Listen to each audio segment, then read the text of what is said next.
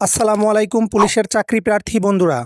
আমি আসিফ, বাংলাদেশ পুলিশের একজন গর্বিত সদস্য। আজকের ভিডিওতে আমরা আলোচনা করব বাংলাদেশ পুলিশের এএসআই বা সহকারী উপপরিদর্শক নিয়োগ বিজ্ঞপ্তি কবে নাগাদ দেওয়া হতে পারে এই গুরুত্বপূর্ণ বিষয়ে। আর ভিডিও শেষে আমি নির্দিষ্ট করে বলে দিব আসলে বিজ্ঞপ্তি কবে দিতে পারে। তো চলুন ভিডিও শুরু করা যাক। তার আগে বলে নেই, যারা আমাদের চ্যানেলটি এখনও সাবস্ক্রাইব করেননি, চাকরি নিয়োগ বিষয়ক সকল তথ্য সবার আগে পেতে আমাদের চ্যানেলটি এখনই সাবস্ক্রাইব করে রাখুন। জাতীয় নির্বাচনকে সামনে রেখে 4000 সহকারী উপপরিদর্শক বা এএসআই নিয়োগ দেওয়া হচ্ছে বলে জানিয়েছেন পুলিশের মহাপরিদর্শক বা আইজিপি বাহারুল আলম। তিনি বলেন, এর মধ্যে 50% নিয়োগ হবে সরাসরি আর 50% নিয়োগ হবে পদোন্নতির মাধ্যমে।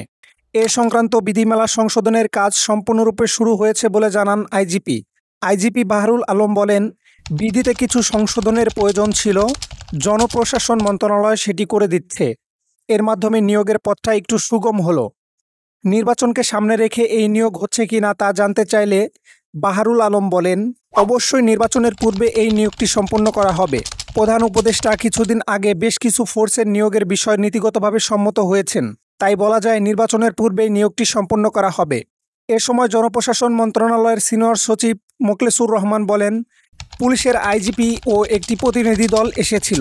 পুলিশ রেগুলেশনস বা বিধিমালার 2-1টি সংশোধনের মাধ্যমে নিয়োগটা যেন দ্রুত হয় সেজন্য একত্রে বসে সভা করা হয়েছে। এতে এএসআই সহ অন্যান্য যে নিয়োগ রয়েছে সেগুলো দ্রুত হবে।